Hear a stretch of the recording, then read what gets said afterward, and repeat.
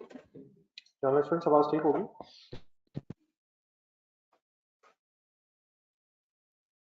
जी page number 418 पे question number 3 का जो रिमेनिंग पोर्शन रहेगा तो मैं कर रहा हूँ। तो आप लोगों ने अगर किया होगा यार, सामने रखना जरा। अब यहाँ में नंबर ऑफ कोर्स निकालने पड़ने थे, तो 6 4 3 गिवन तो है, लेकिन वो पर यूनिट है। तो जो 1.5 लाख का खर्चा हुआ है वो फिर कितने कोर्स पे हुआ है वो उसकी वर्किंग करनी है। हाँ जी, एक मिनट। 3 प्रोडक्ट्स थी, G101, G102 and G103। Units हैं 500 मल्टीप्लाइड बाय 6, 3000 कोड 1 पे लगेंगे। 4000 units into sorry 400 into 4, 2400 codes, sorry 1600 codes. Product 103 के यूनिट्स क्या मल्टीप्लाइड बाय 3, 900। तो टोटल कोड हो गई 5500।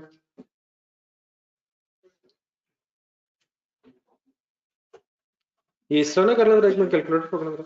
6 + 3 13 कोड, 6 + 4 + 3 करके कर लेते हैं। नहीं नहीं नहीं नहीं वो तो ठीक है ना, लेकिन टोटल खर्चा है 1.5 lakh divide by 13 multiply by 6। नहीं डिवाइड बाय 13 नहीं हो सकता, असल में इसका ये और नहीं, वो तो बात की बात नहीं है। मैं ये कह रहा हूँ कि पर यूनिट कोड से बेस बना लेते हैं। 6 + 4 + 3 का मतलब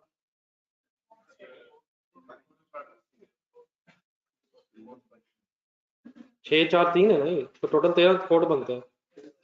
तो 1.5 लाख डिवाइड बाय 13 इंटू 6 कर लेते हैं, उसमें क्या मसला है। हाँ, ये जो कॉस्ट है ये 6 4 3 कोड्स का खर्चा नहीं है, ये 3000 कोड, 1600 कोड और 900 कोड्स का टोटल खर्चा है। तो पर यूनिट की बेस पे नहीं, ये टोटल कॉस्ट निकालनी पड़ेगी। जिस तरह ये 41.67 कैसे निकाला हुआ, अगर उसके वर्किंग देखो।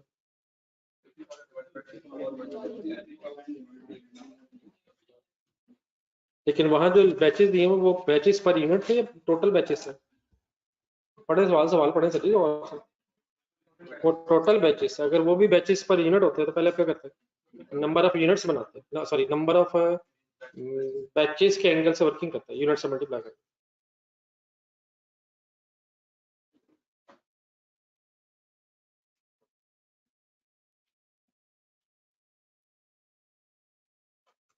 नहीं वो गलत इसलिए आ रहा है क्योंकि बैचेस का टोटल दिया हुआ है और कोर्स से टोटल नहीं दिए हुए, ये पर यूनिट दिए हुए हैं। ठीक है जानू सर?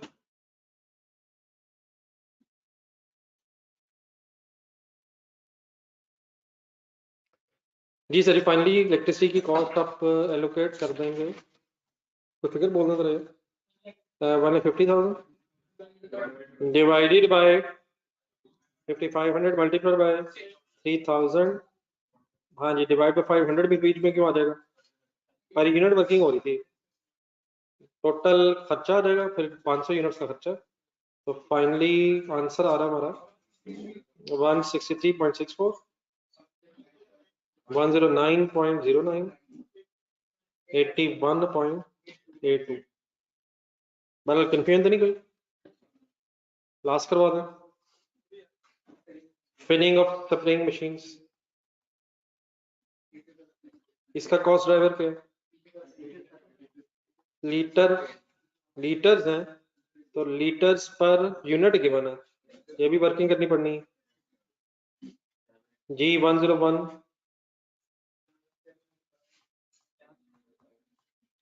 500 यूनिट्स हैं, 7 लीटर पर यूनिट है, 3500 ये लीटर हो गए। 400 इंटू 5, 2000 लीटर G102 पे लगेंगे और 300 मल्टीप्लाइड बाय 4, 1200 लीटर ये हो गए। टोटल लीटर बन गए 67। तो ये लीटर्स पर यूनिट दिए हैं, नंबर ऑफ यूनिट से मल्टीप्लाई हो जाएगा।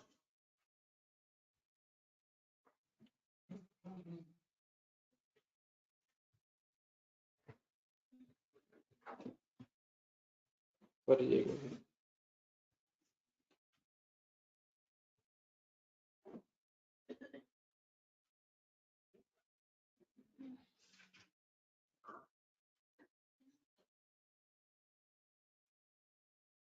जी फाइनली जी फिलिंग ऑफ क्या जी, स्प्रिंग मशीन कैसे वर्किंग कर देंगे? Total cost 90,000 divide by 6700 sorry, multiply by 3500, answer आ गया है, सॉरी डिवाइड बाय 500 की पर यूनिट बनाने के लिए 94.03 67.16 and 53.73। ठीक है जी, कंप्लीट है। टोटल हो जाएगा मेरा ख्याल है, टोटल कॉस्ट पर यूनिट है 913.84, 803.92, 698.89। चले जिनका हो गया क्वेश्चन नंबर 4 शुरू करा, ये खुद से सोच कर जरा करें, मैं शुरू करता हूँ, फाइनल कर दूंगा।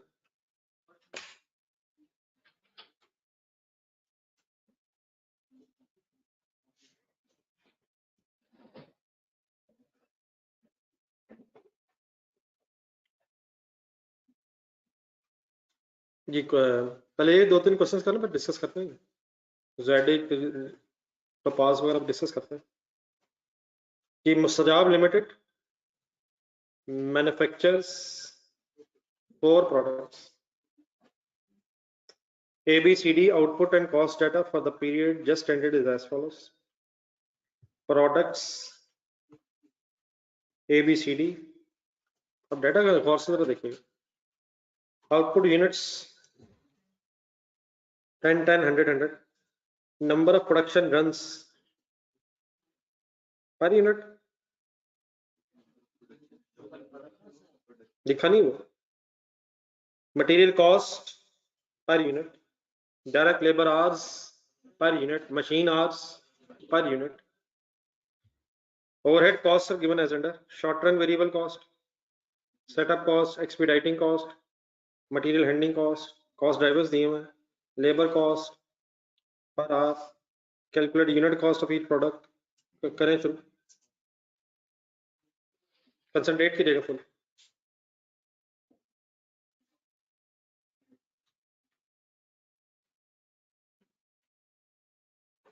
इंडिविजुअल शुरू करें, मैं भी फिर करता हूँ।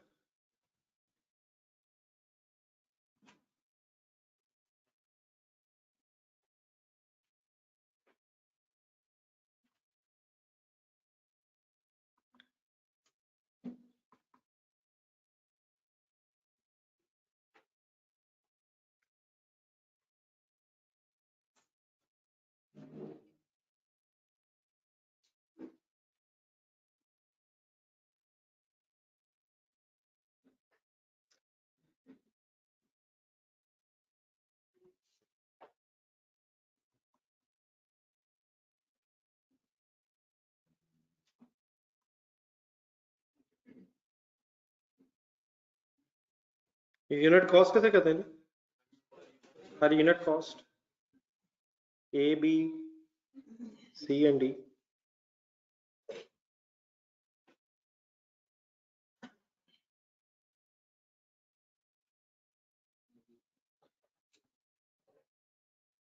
डायरेक्ट मटेरियल,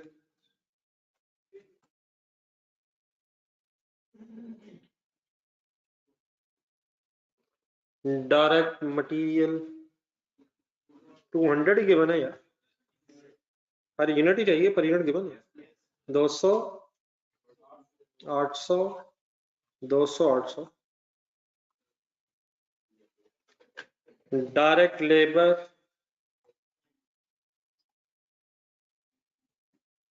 आवर्स गिवन है शायद, और आर्ली रेट भी गिवन नीचे 5, 10 × 5 कर दो 10 इंटू 5 500 50 सर। दूसरा 150 50 150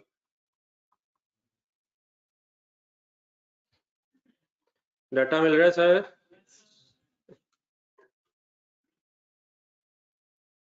ओवरहेड्स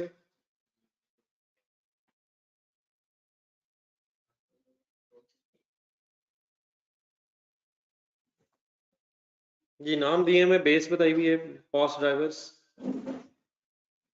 जी करें आप short run variable cost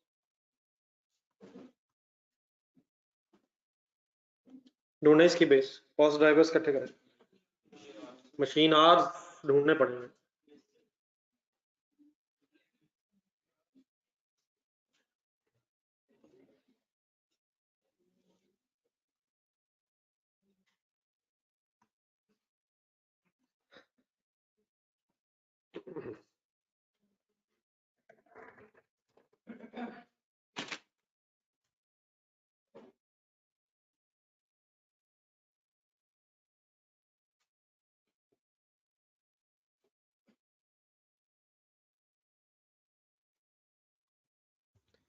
machine hours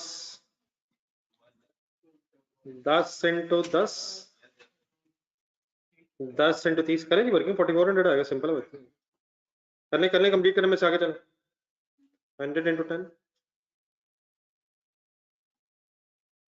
100 into 30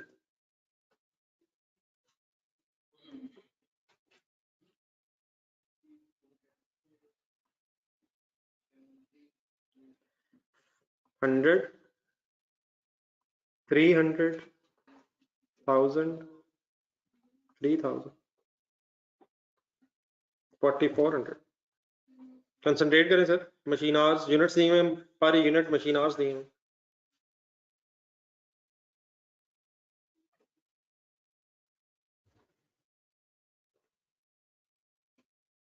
30,800 divided by 4400 into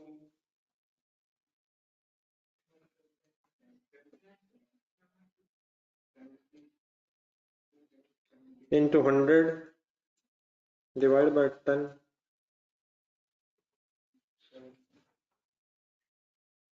70 into 100 और डिवाइड बाय 10 हिम्मत 100 घंटों का खर्चा और फिर 10 यूनिट है ये ऑनलाइन सोर्स कर रहे हैं आंसर बता देंगे short run variable cost 70 to 10 70 to 10 आज ही बेस बनेगा डिवाइड बाय 10 समझ आ रहा है डिवाइड बाय 10 क्यों किया मैंने नंबर ऑफ यूनिट्स बनाने के लिए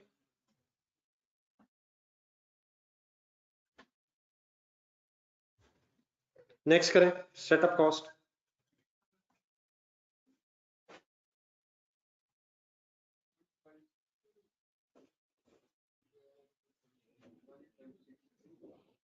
सेटअप्स दिए हुए टोटल सेटअप्स 14 प्लस हो जाएंगे 2 + 2 + 5 + 5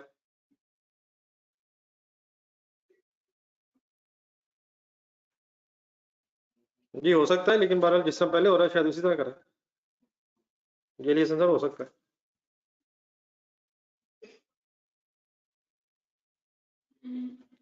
सेटअप कॉस्ट 2 या sorry 109 109 to 100 divided by 14 into 2 divided by 10 1560 individually करें यार ये तो ये कौन सा कोई ऐसा काम है जो पैनल डिस्कशन हो रही कर लें सर एक आध बार कहाँ अगली बता दें 1560 का लो कैलकुलेटर ढूंढ रहा जुबानी कर लिया सर 390 सॉरी 1560 आगे 390 390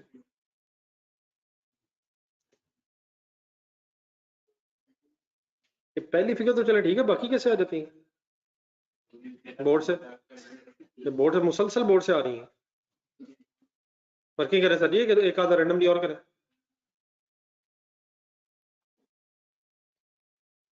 सेटअप कॉस्ट के बाद expediting and handling cost, sorry and scheduling cost.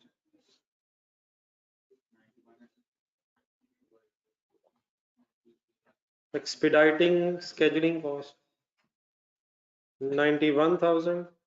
इसकी बेस क्या जी? ये भी setup C divide by 14 into 2 divide by 10 जी का सब answer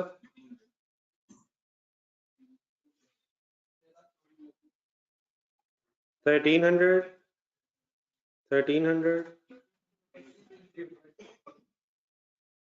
250 325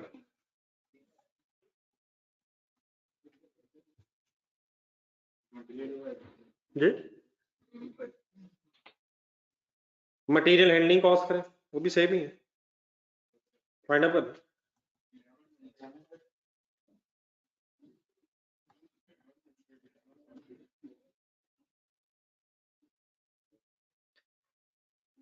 Material handling cost 77,000 divided by 14 into 2 divided by 10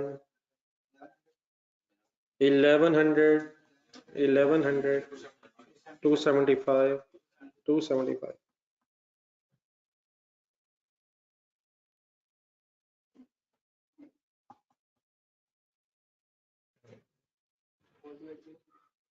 एक मिनट करने दे फाइन। ठीक है आप लोग नेक्स्ट पढ़े, अगर हो गया यहाँ तक आ गए तो आप लोग आगे चले। क्वेश्चन नंबर 5 का डाटा पढ़े में आ रहा हूँ। जाना स्टूडेंट्स टोटल बताएं। नौजवान देख के लिखी जा रहे हैं। सवाल नंबर कौन सा है बाद में देख लेंगे।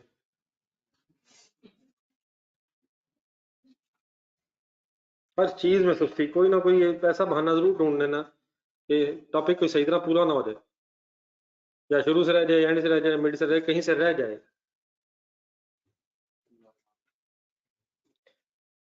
टोटल 4280 5120 1310 and 2150 पर यूनिट ये जी।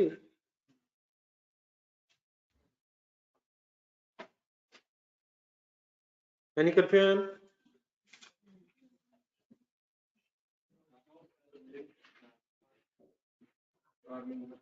ये जरा लाइट्स ऑन कर दें यार, ये कुछ लाइट्स बीच में बंद है। ये स्टार लिमिटेड करें, इंडिविजुअली पढ़ें, डाटा शुरू करें, मैं करता हूँ। ये जरा थोड़ा सा गर्म पानी किसी को, फुल गर्म लेकिन थोड़ा सा, आधे आधे से कम।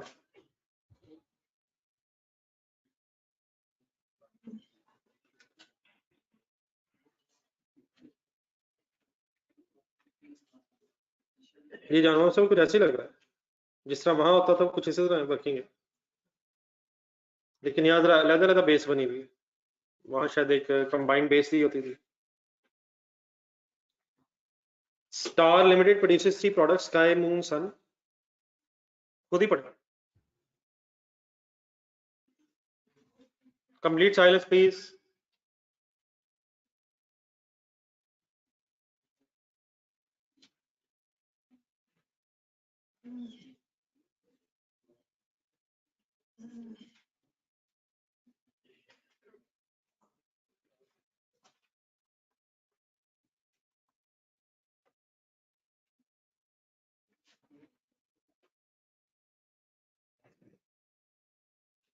अब टोटल भी है और पर यूनिट भी है। Product wise overhead cost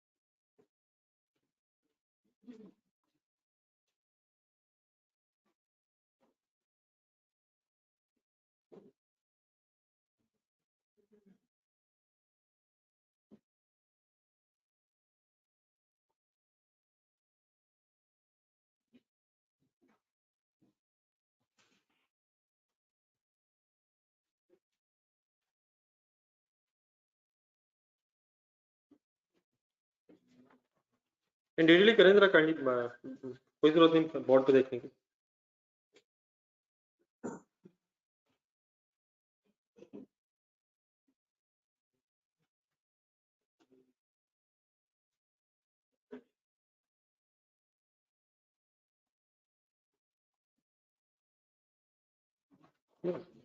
thank you.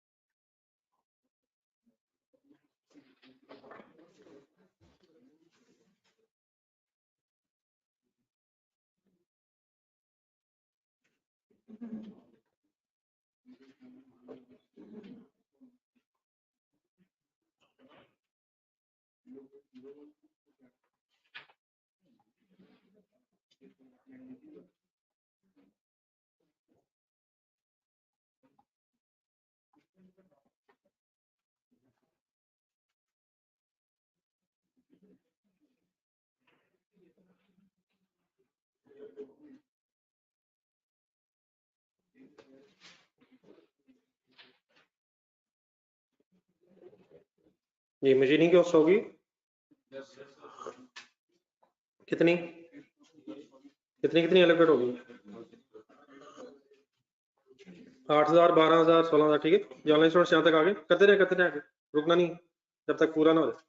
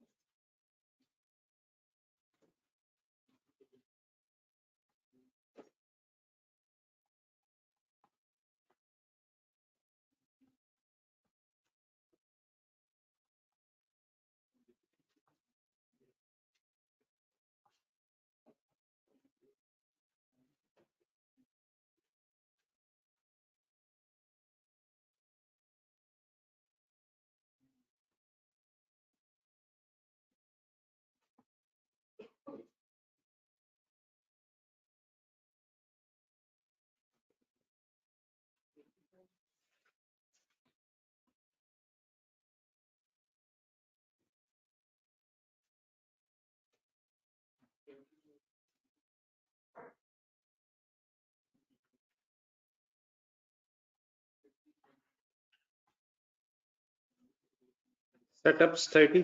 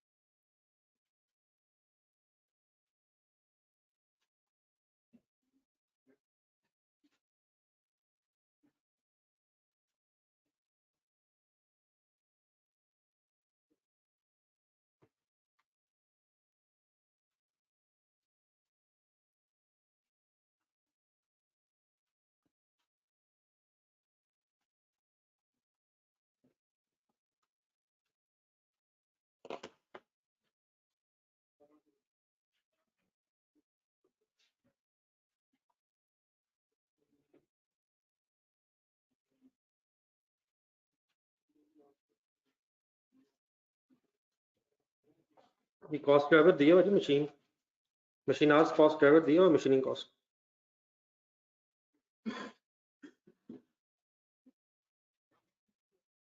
पहले टोटल आएगा, टोटल भी निकालना फिर पर यूनिट है, तो टोटल है साथ फिर बाद में एक दफा पर यूनिट कर लेंगे, टोटल भी निकालना है, सिर्फ पर यूनिट नहीं है।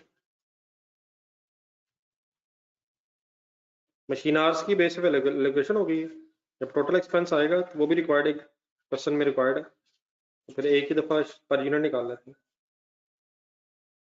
ठीक है जी, ये फिगर्स देख के कितना सही है मेरी। टोटल ओवरहेड्स 109, 60, 297,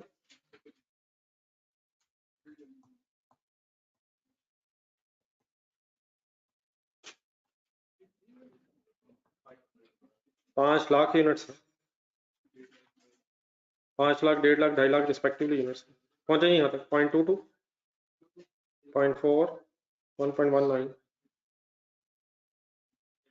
क्वेश्चन नंबर 6 करेंगे ना, 5 कर लिया।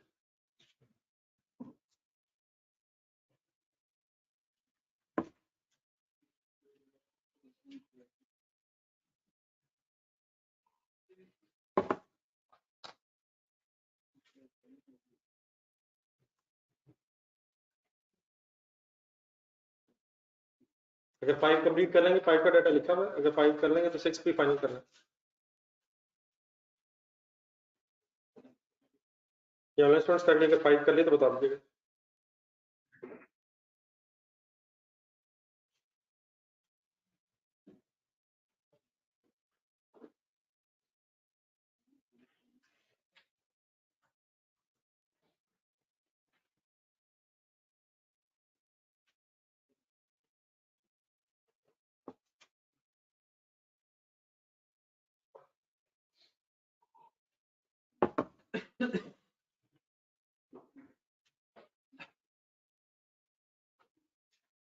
सिक्स वाइंड अप करें, 6 तक कंप्लीट करें, बाकी देखते हैं।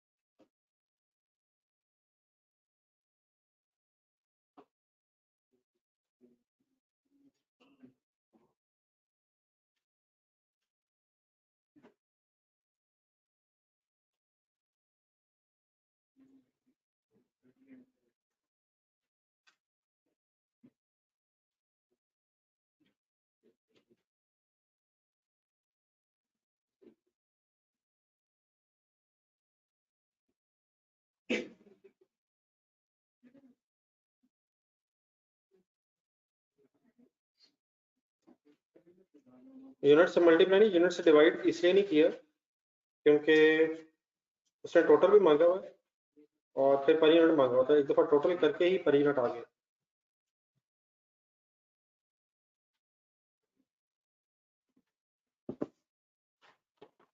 ठीक है जानना, मतलब मल्टीप्लाई नहीं, डिवाइड, डिवाइड इसलिए कर रहे थे वहां कि मांगा ही उसने पर यूनिट था, यहाँ टोटल भी मांगा, पर यूनिट भी मांगा, तो टोटल आ जाने के बाद एक ही दफा हो गया।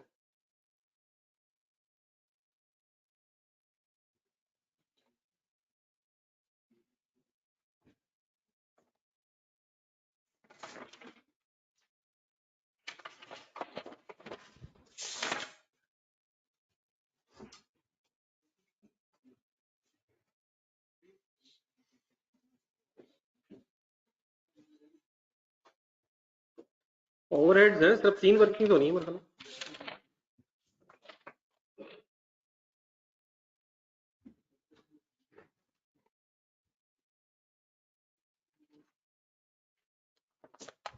ये कैश बिजनेस का नाम भी बता दे,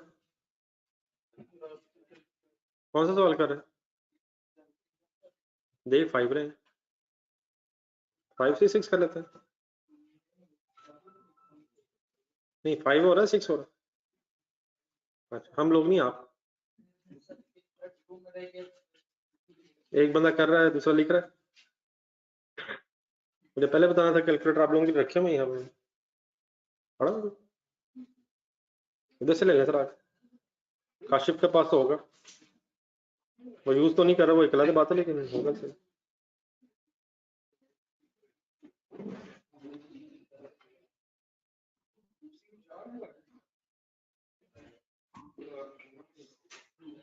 नहीं आपने पर यूनिट निकालना है, जैसे आपका दिल करे करें, टोटल भी निकालना। ये इधर पड़ा हुआ, by 1 unit absorbed by 1 unit of the product, मेरा ना पर यूनिट निकालना, पर यूनिट ही क्या रहा है करना। Machine related cost,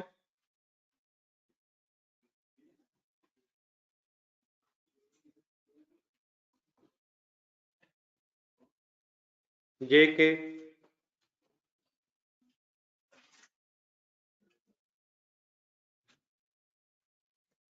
machine related cost, machine related cost,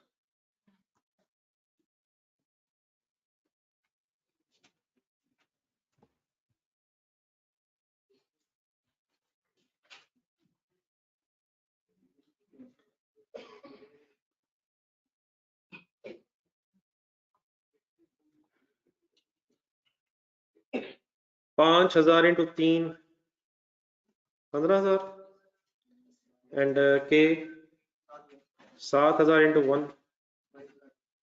22,000, sorry 7,000, total हो गया 22,000। कॉस्ट है जी 2,20,000 to 20,000 divided by 22,000 multiplied by 15,000 divided by 5,000 per unit निकालना मेरे ख्याल। अब डेफिनेटली चॉइस हमारी है, पहले टोटल कर लें, एक ही दफा 5,000 से डिवाइड कर लें, लेकिन इस केस में वैसे मेरे ख्याल टोटल मांगा नहीं हुआ, तो यार टोटल करके पर यूनिट निकाल लें या साथ साथ एज यू लाइक। कैसे कर रहे हैं, पहले टोटल कर रहे हैं, कर लें जी, मैं भी वही कर लेता हूँ। टोटल फिर देर पर 1.5 लाख बन जाएगा, 1.5 lakh 70,000।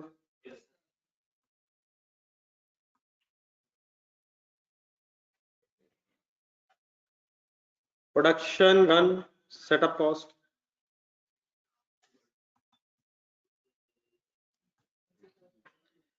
Production run setup cost,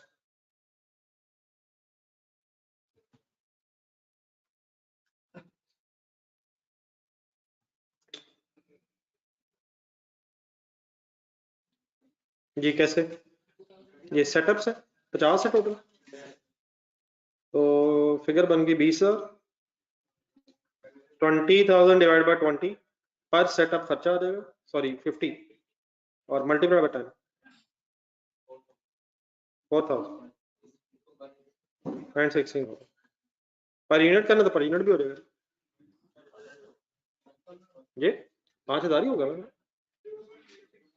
5,000 unit ही होंगे। नहीं 1.5 लाख डिवाइड बाय 5,000 मेरे ख्याल 30 में बनेगा।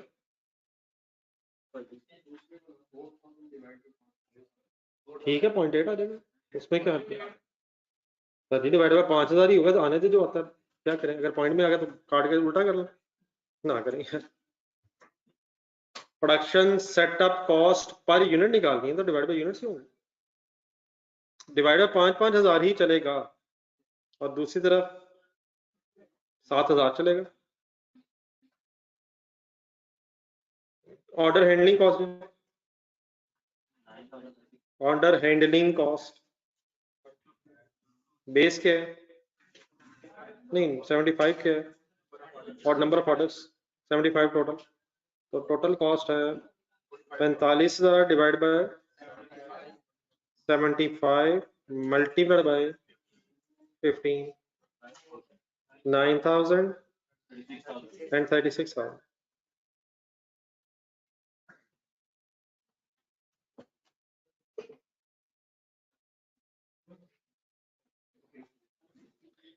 टोटल हो गया शायद 163,000, 122,000। पर यूनिट निकालने के लिए क्या करें? 5,000 7,000 ही ना यार। Per unit 163,000 divided by 5,000 is equal to 32.6 rupees per unit, and 122,000 divided by 7,000 17.43 rupees per unit। Ji done है प्लीज जी ऑनलाइन स्टूडेंट्स।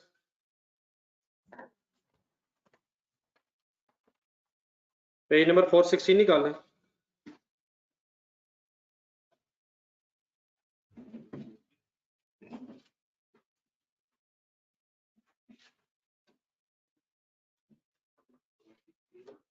थोड़ा सा थ्योरेटिकली पढ़ना है, ये जो हमने सारा क्वेश्चन फॉर्म में किया है इसको जरा थ्योरेटिकली पढ़ना।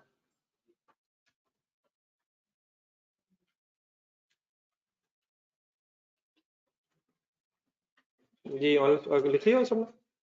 अच्छा कहाँ तक पहुंचे?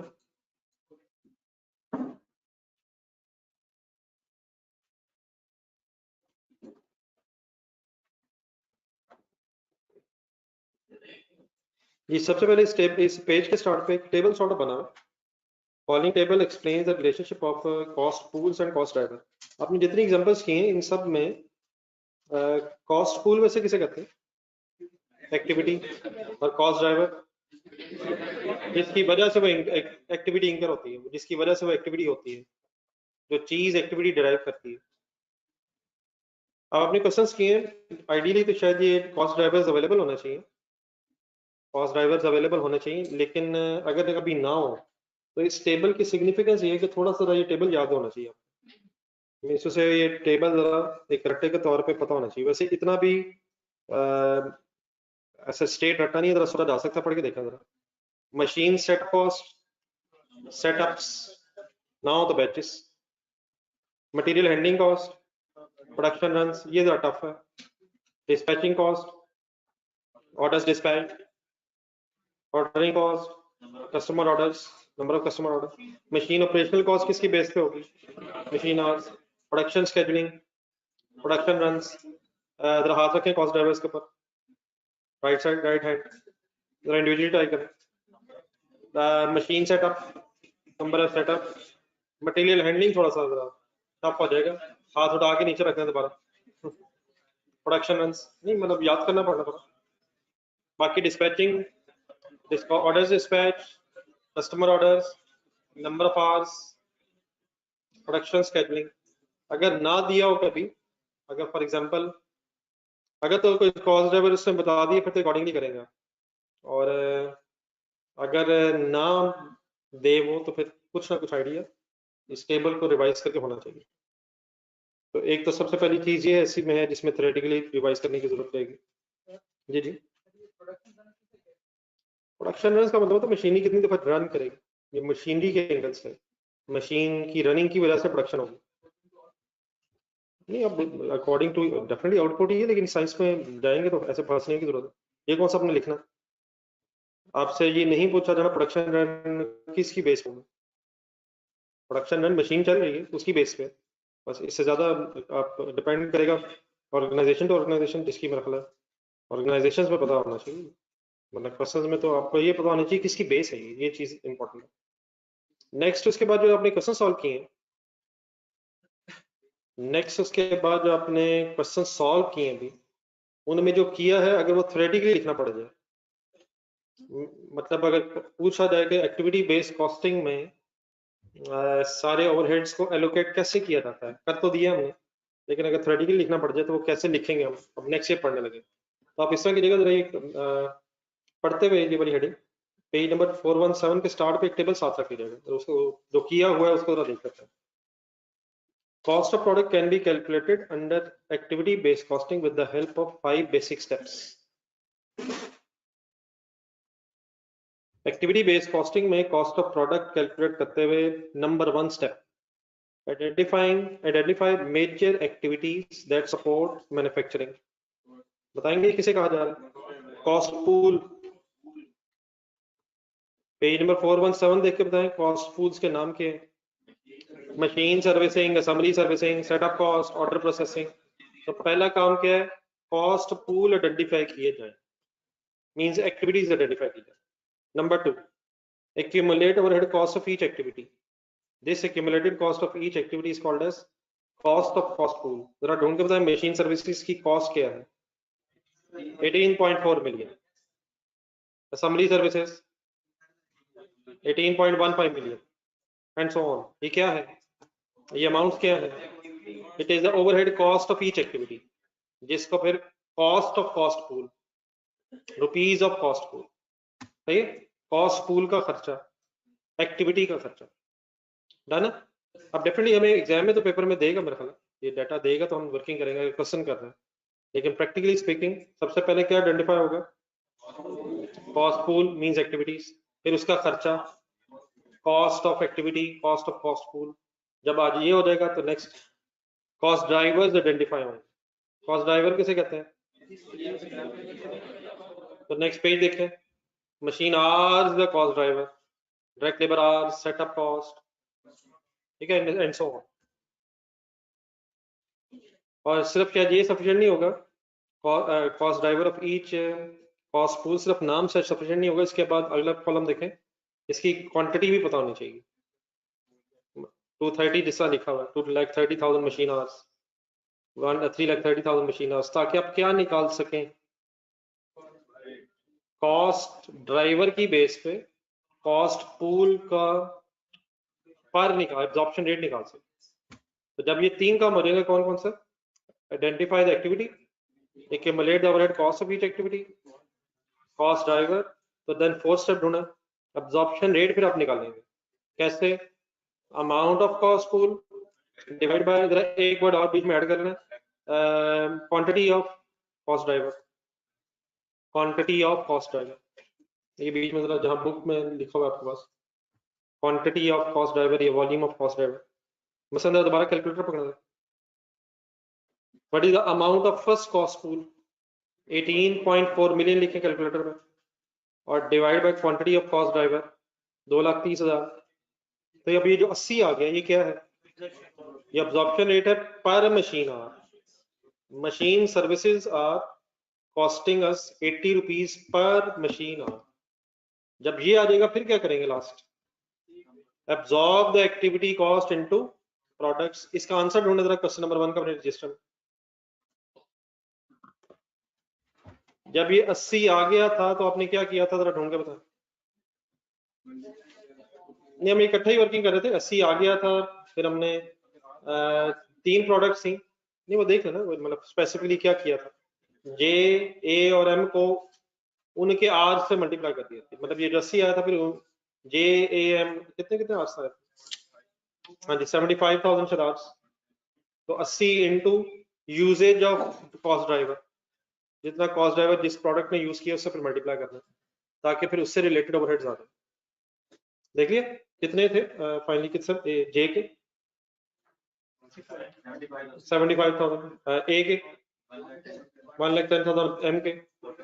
तो जब रेट आ जाता है, लास्ट स्टेप पढ़े, absorb the activity cost into products after charging overhead cost on the basis of their usage of the activity। 75,000 घंटे, 1,00,000 घंटे एंड सो ऑन, जितना फिर जिस प्रोडक्ट पे जितना एक्टिविटी का यूजेज हुआ होगा उसके हिसाब से फिर एब्जॉर्प्शन रेट मल्टीप्लाई करके हम ओवरहेड कॉस्ट कैलकुलेट कर लेंगे।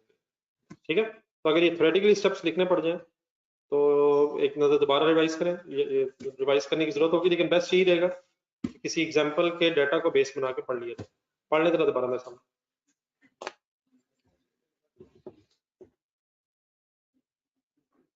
हर चीज को इंपॉर्टेंस देनी चाहिए, एग्जामिनर ढूंढता है चीजें 2-2, 4-4 नंबर, तो वही इंपॉर्टेंट हो जाता है। नंबर 1 क्या है जी, बता दें। Identify major activities means cost pool. Step 2, accumulate overhead cost of each activity means cost of cost pool. Step 3, identify cost driver, नीचे एक लाइन लिखी हुई आइडेंटिफाई द कॉस्ट ड्राइवर किसे कहते हैं? वो फैक्टर जिससे डिटरमिन होता है कॉस्ट ऑफ एक्टिविटी, जिसकी वजह से एक्टिविटी की कॉस्ट इंकर होती है। स्टेप 4 अब्जॉर्प्शन रेट फिर कैसे आ जाएगा?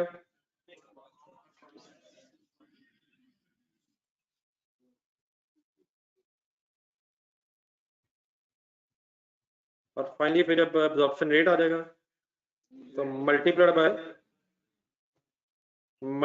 Bye usages of the activity to get the total overheads.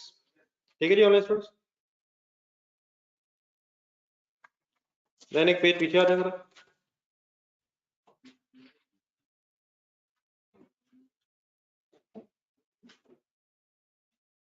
Then एक स्टोरी से लिखे हुए कि एक्टिविटी बेस्ड कॉस्टिंग है क्या, क्यों है।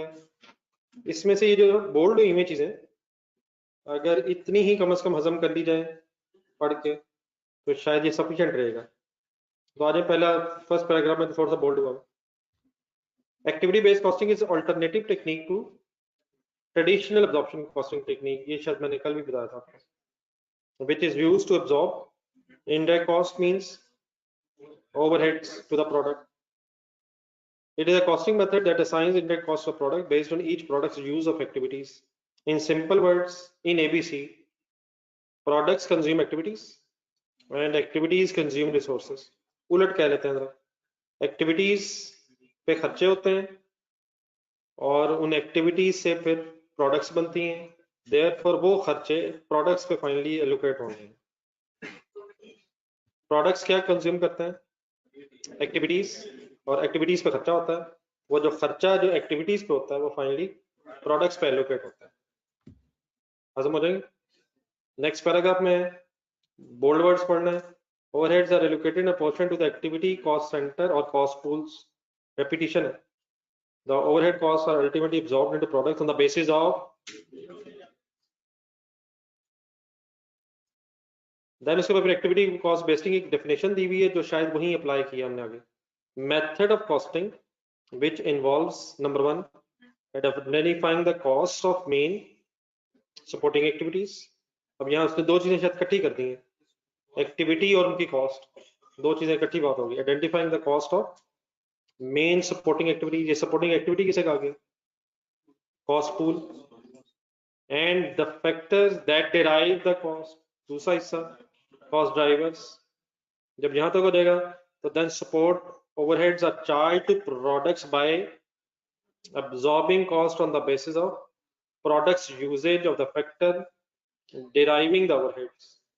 तीन हिस्से करने इसके। identifying the cost of main activities, number 2 factors that derive the cost, number 3 absorbing cost on the basis of products usage। वो जो 5 शब्द से शायद उन्हें कुछ समराइज करके 3 में कन्वर्ट कर दिया। इसी को अगर खोल लें हम तो जरा ट्राई करेंगे 5 बोलने की। Identify activity cost pool, determine the cost of the cost pool, number 3 identify cost driver, number 4 calculate absorption rate, कैसे? amount of the cost pool divided by quantity of the cost driver, number 5 कोशिश। ठीक है कोशिश। absorb the overheads to the product based on their usage of the activity। इंशाल्लाह आप जब घर जाके दोबारा ट्राई करेंगे तो कंप्लीट हो जाएगी बात। देन फिर अगला हिस्सा ये है इसमें कि क्या वजह है कि एक्टिविटी बेस्ड कॉस्टिंग बनाई गई है। तो उसकी पहले वजह समझने की सेकंड पैराग्राफ में है। तो कहते हैं traditional absorption costing was developed in time when the most manufacturers produce small range of products which underwent similar operations।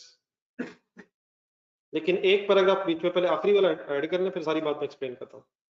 पहले लास्ट पैराग्राफ में, in the past most of the manufacturing was considered as, ये कल एक word आया था labour intensive, कल या परसों, ये क्या होता है? इसमें लेबर ज्यादा है। पुराने जमाने में, ये कुछ अर्सा पहले जब तक ये ऑटोमेशन या सॉफ्टवेयर का जमाना नहीं था, तो लेबर की इन्वॉल्वमेंट ज्यादा थी प्रोडक्शन में, तो उस दौर में डायरेक्ट लेबर की कॉस्ट ज्यादा होती थी और ओवरहेड्स फिर अकॉर्डिंगली कम होते थे, मशीनों से रिलेटेड खर्चे कम होते थे, मशीनें कम थी, लोग ज्यादा थे, तो क्योंकि ओवरहेड्स कम थे इसलिए एब्जॉर्प्शन रेट अगर एक भी हो तो चलेगा क्योंकि वो मेजर हिस्सा नहीं है। थोड़ा सा अगर एलोकेशन गलत भी फॉर एग्जांपल हो जाए तो उसका impact of the on the total cost ज्यादा नहीं होगा। मेन खर्चा कौन सा होता था? लेबर किसकी जगह? ओवरहेड्स की जगह मशीनों का खर्चा कम होता था। लेकिन आजकल के दौर में अब लेबर का खर्चा कम हो गया और ओवरहेड्स में मशीनों का खर्चा, उनकी डेप्रिसिएशन, उनकी वजह से बिल्स वगैरह का खर्चा बढ़ गया। तब क्योंकि ओवरहेड्स बढ़ गए हैं इसलिए ओवरहेड्स को ज्यादा बेहतर तौर पे एलोकेट फिर होना चाहिए, और अगर जरूरत है तो हर ओवरहेड की अलग अलग बेस हो जाए तो वो ज्यादा रियलिस्टिक, ज्यादा बेहतर तरीका है। तो हमें एब्जॉर्प्शन कॉस्टिंग ट्रेडिशनल मेथड से एबीसी की तरफ इसलिए आना पड़ा क्योंकि पुराने जमाने में लेबर इंटेंसिव बिजनेसेस से डायरेक्ट लेबर कॉस्ट ज्यादा होती थी, ओवरहेड्स वैसे ही थोड़ा सा पोर्शन होते थे। लेकिन आजकल के मशीन इंटेंसिव दौर में अब लेबर का खर्चा रिड्यूस हो गया है और ओवरहेड्स का खर्चा बढ़ गया है। देयरफॉर ओवरहेड्स का खर्चा बढ़ने की वजह से उसकी अगर एलोकेशन सही तरीके से प्रोडक्ट्स पे नहीं हुई होगी तो सही कॉस्टिंग नहीं हो पाएगी। ये बात आप ज़हन में रख के जरा पैराग्राफ कंप्लीट करें। In the past, most of the manufacturing was considered as labor intensive and the machine depreciation cost was not significant. But with the introduction of the modern manufacturing environment, the dependence on machines was enhanced, resulting high depreciation cost. It increased the overhead indirect cost to the higher extent than the direct cost because of the manufacturing environment was shifted from labor intensive to machine intensive. I hope कि मेरी कोई बात sense बन गई। ऊपर जरा second last paragraph में जाए, एक छोटी सी चीज और अंडरलाइन कर लें, थर्ड लाइन में जरा इन एडिशन जहाँ लिखा हुआ है सेकंड लास्ट पैराग्राफ में, उधर ही ये जो लास्ट पैराग्राफ पढ़ा आपने जहाँ, इससे पिछला पैराग्राफ, इससे पिछला कहना है, दरमियान वाला कहना है, इन एडिशन थर्ड लाइन, यहाँ से भी जरा अंडरलाइन करके एंड तक पढ़ना है। In addition, overhead cost comprise of small fraction of, with the introduction of the advanced manufacturing technologies or computer-aided manufacturing softwares, the proportion of indirect cost were increased significantly. The drastic shift from direct to indirect cost required more complex system of absorption, and therefore ABC was developed in order to calculate the realistic cost of the product. Option समझ आ गई थी please? क्या main crux of the story क्या है?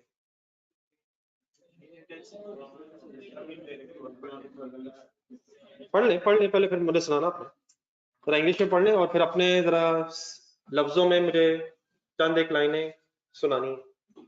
ये दो paragraph जो अभी पढ़े मैंने इनकी रीजन के एंगल से।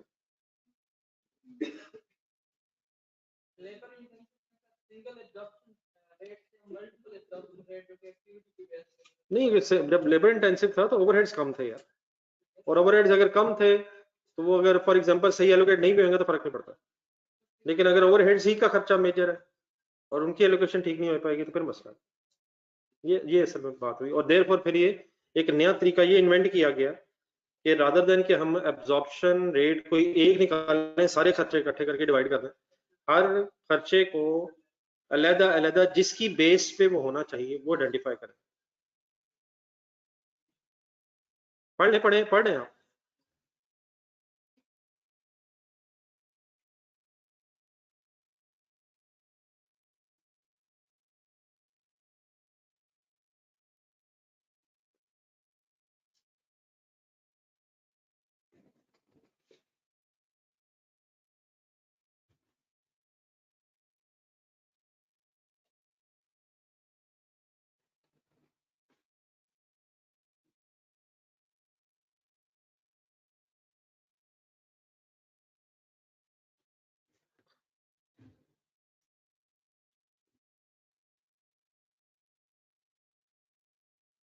चले अपने लफ्जों में जरा सुना दें मुझे, अगर आपसे पूछा जाए what is the reason of development of activity based costing.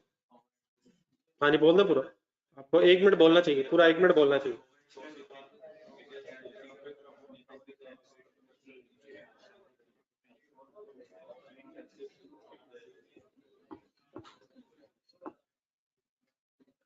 ठीक है, दोबारा देख के जहाँ याद ना आए वहां दोबारा देखें।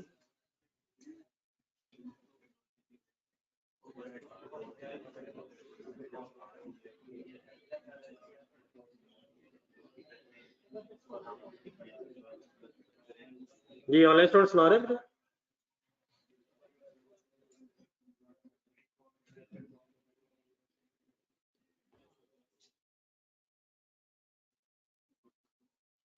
आपको आवाज आई है सर, जो आपने सुनाया अपने आप को? अच्छा ठीक है। एंड में सर ये दो डेफिनेशन दोबारा आ गई हैं।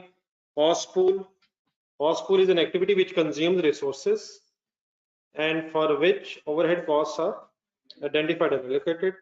एक एग्जांपल के तौर पे लिखा हुआ सेटअप और batch cost is a cost pool. Page number 417 पे जाके जरा और दो तीन बोल दें जरा examples of cost pool. Machining services, assembling services, setup cost, order processing, purchasing. These are some of the examples of the activities. Then end में जाए, cost driver की एक line जरा underline करने, last, second last. Driver is a factor. Cost driver is a factor that influences or drives the level of cost of an activity. ठीक है sir? अब homework आज का पहला ये 415 और 416 पेज पे जो आपने पढ़ा है, गिन के 10 मिनट देने। गिन के 10 मिनट का मतलब खुद नहीं गिनने शुरू हो जाना, घड़ी सामने रख लेनी, वो खुद ही इंशाल्लाह गिन लेगी 10 मिनट। सेकंड है ना, गिनते रहिएगा। गिन के 10 मिनट एक, लेकिन अभी 5 मिनट का काम रहता है घर के लिए। 421 पेज पे आएगा, मेरिट्स एंड डीमेरिट्स, फवायद एंड नुकसानात of activity based costing. Page number 421। क्या मतलब है जी मेरिट्स? नहीं सही कहा मैंने, नहीं डीमेरिट्स यही होता है, नहीं पूछ रहा हूँ आप सब। मेरिट डीमेरिट इसी तरह लग रहा है मेरिट्स।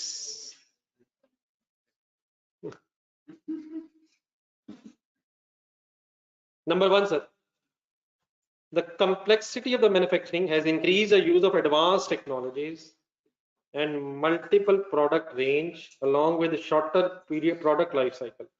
ये सब कुछ पता है आपको? मैन्युफैक्चरिंग कॉम्प्लेक्स हो गई, क्यों? एडवांस टेक्नोलॉजीज की वजह से बहुत सी प्रोडक्ट्स बनती हैं और उनकी लाइफ साइकिल शॉर्टर का मतलब क्या है?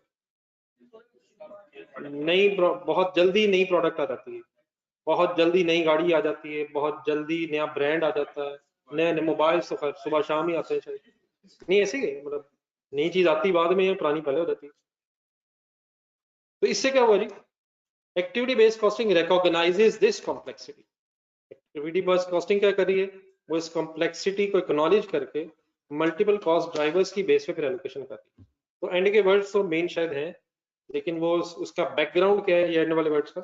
मैन्युफैक्चरिंग कॉम्प्लेक्स हुई एडवांस टेक्नोलॉजी की वजह से, जिसकी वजह से प्रोडक्ट्स ज्यादा हो गए, और एक्टिविटी बेस्ड कॉस्टिंग ने फिर इस चीज को रिकॉग्नाइज करके कॉस्ट ड्राइवर्स को बेस बना के कॉस्टिंग करनी शुरू कर दी। पहला फायदा कुछ हजम हो गया। सेकंड मेरे ख्याल मुश्किल हो जाएगा, पहले थर्ड पढ़ना। Activity based costing can be applied to all overheads and not restricted to production overheads. Bracket में जाएगा, ये डिस्पैचिंग कॉस्ट जो है ये शायद सेलिंग एक्सपेंस होता है, तो उसकी भी एलोकेशन हुई है। ये सिर्फ फैक्ट्री ओवरहेड्स तक नहीं है, इसमें प्रोडक्शन ओवरहेड्स भी शायद है और नॉन प्रोडक्शन भी शामिल हो गए। And activity based costing can be used easily in service costing. हम उसकी फर्दर एक्सप्लेनेशन कोई नहीं बुक में दी हुई, बस ये एक छोटी सी लाइन। सर्विस बिजनेसेस होते हैं वैसे, वो कहते हैं वहां भी इस्तेमाल हो सकती है। तो ये तीन ट्राई कर ले, पहला, तीसरा और चौथा। एक नजर जरा इंडिविजुअली देखते हैं इसमें मेन वर्ड्स क्या है। सर्विस कॉस्टिंग इस यहाँ पे डिटेल अपनी लिखी हुई, लेकिन सर्विस इंडस्ट्रीज में भी अगर ओवरहेड्स इंकर हो रहे हैं तो कहता वहां भी अप्लाई हो जाएगा। रिवर्स ऑर्डर में चले तो can be used in service costing, can be used in, हाँ जी, can be applied to overheads including non production overheads. And activity based costing recognizes the complexity of the manufacturing processes and with the use of multiple cost drivers. Demerits पर activity based costing will be of limited benefit if overhead cost are, आजकल के दौर में भी अगर for example कोई ऐसा business है जिसमें मशीनें ज्यादा नहीं है, जिससे शायद फुटबॉल मैन्युफैक्चरिंग अभी भी हाथों से हो रही, तो अगर मशीनें ज्यादा नहीं है तो फिर डेफिनेटली एक्टिविटी बेस्ड कॉस्टिंग को इस्तेमाल करने का कोई फायदा नहीं, तो बेहतर वहीं रहे, टाइम ना वेस्ट करें। नेक्स्ट कहता है cost of implementing and maintaining activity based costing might exceed benefit, ये सदी कभी भी होना चाहिए, जो खर्चा है वो हमेशा बेनिफिट से कम होना चाहिए। अब देखिए ये जो अगर एबीसी कॉस्टिंग सिस्टम अडॉप्ट करना तो इसलिए अकाउंटेंट सही होंगे, और अगर ज्यादा बेसिस तो ज्यादा अकाउंटिंग, ये ना हो कि अकाउंटेंट्स का खर्चा ज्यादा हो जाए और अल्टीमेटली उसका जो बाइफरकेट करके पर यूनिट कॉस्ट पे फायदा है वो नेग्लिजिबल ही हो जाए। हमेशा क्या देखना चाहिए, क्या चीज किससे ज्यादा हो जाए, बेनिफिट से ज्यादा हो, कॉस्ट बेनिफिट से ज्यादा कहीं ना हो जाए।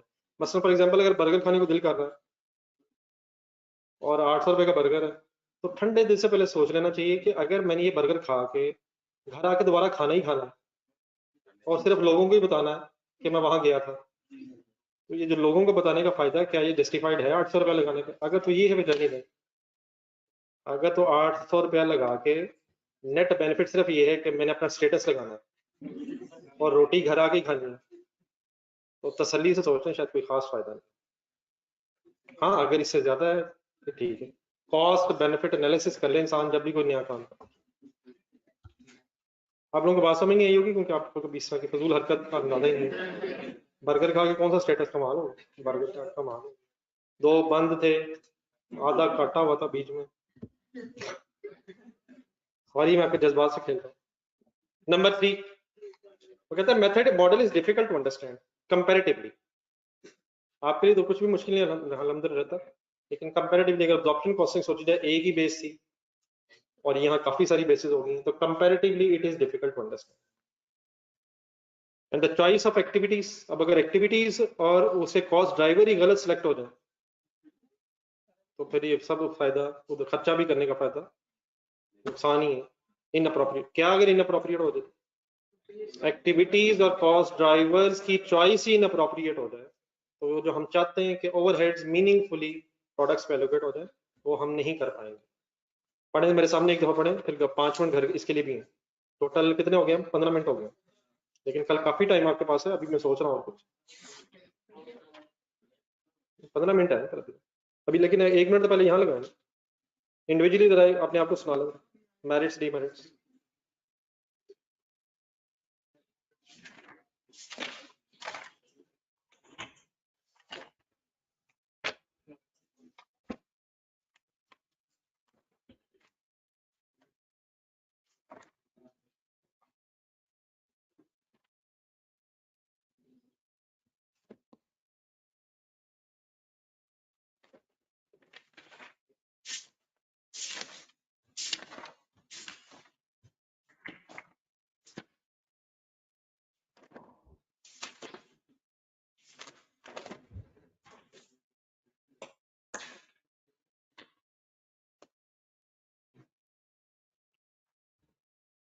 ये ऑनलाइन स्टूडेंट्स कुछ बात रीजनेबली समझ आ गई, बाकी डेफिनेट इसमें ट्राई करनी है कि अगर लिखना पड़ जाए एक दो तो सिलेक्ट हो सके।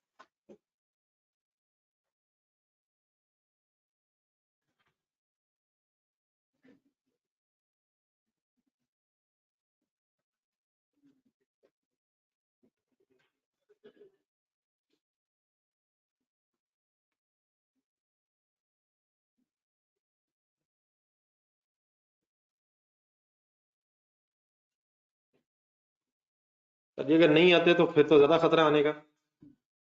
सर थ्योरी वाले क्वेश्चंस आते हैं पेपर में, इसलिए तो पढ़ रहे हैं। अगर नहीं आते तो ज्यादा खतरा है, आपको पता है इस बात का, जो चीज आ रही है उसका ज्यादा खतरा है वो ना आए दोबारा। हम जरा उलट चलते हैं, जो चीज आ रही है उसको देख लेते हैं और वो फिर अगले दफा आती नहीं। तो ये आती है थ्योरी, दो दो चार चार नंबर, 7 8 नंबर तो बना ही देता किसी तरह, लेकिन अब ये नहीं ना पता वो कहाँ से 7 8 नंबर बनाएगा, तो इसलिए कोशिश तो करनी है। देयरफॉर याद आया वो एक लेबर में भी रहती है, पेज नंबर 221 निकालना, ये फजूलियात की तरह खत्म करनी है। पेज नंबर 221, ये हमने 220 पे बोनस सिस्टम्स पढ़ने की कोशिश की थी।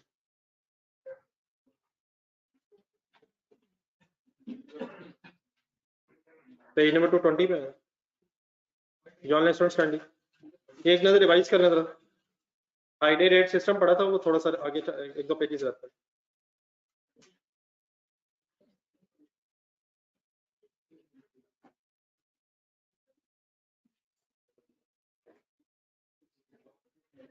हाई डे रेट सिस्टम बता देंगे अपने लफ्जों में जरा क्या होता है।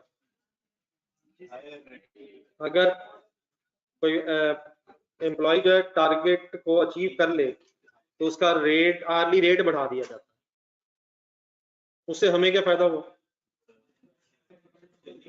ओवरहेड्स वही रहेंगे और हो सकता है यूनिट ज्यादा बनने से अल्टीमेटली हमारी टोटल कॉस्ट कम। एक कमेंट्स पढ़े थे हमने पेज नंबर 221 पे, मेरा ख्याल यहाँ तक आ गए थे, कमेंट्स तक आ गए हैं, तो जरा देखने वर्किंग जरा रिवाइज करने, यहीं से फिर आगे चले।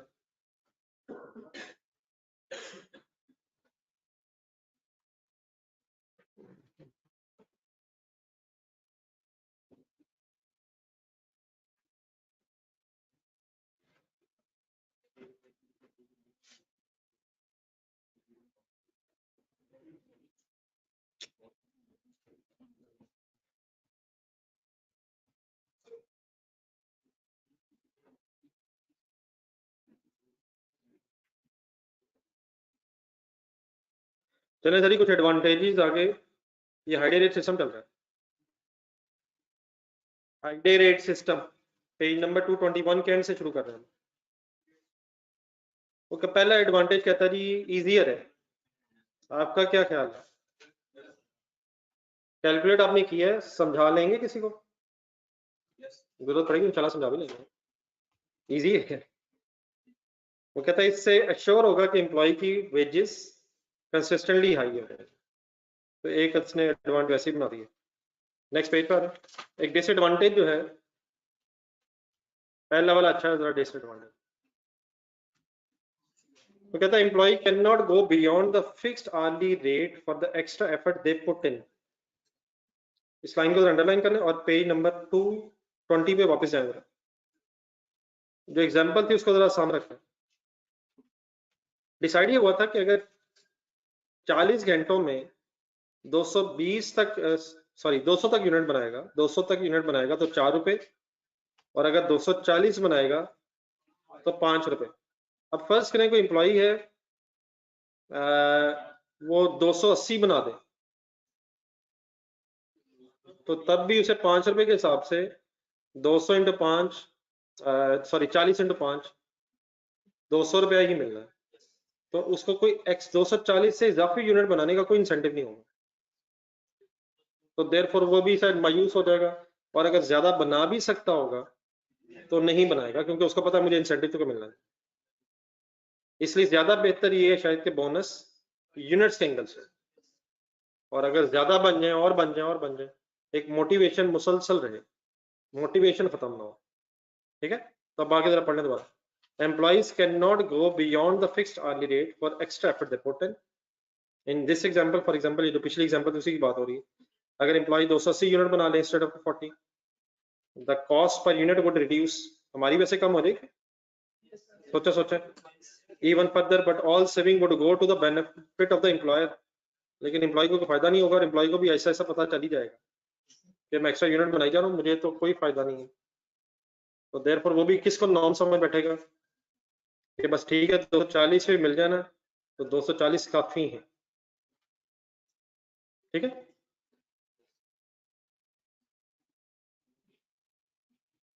देन उसके बाद नंबर 2 पे बस एक डिसएडवांटेज काफी है इसका, इंडिविजुअल बोनस स्कीम्स। इसमें से भी एक एक लाइन जो ढूंढनी है, दोनों में से ढूंढना जरा पैराग्राफ के साथ।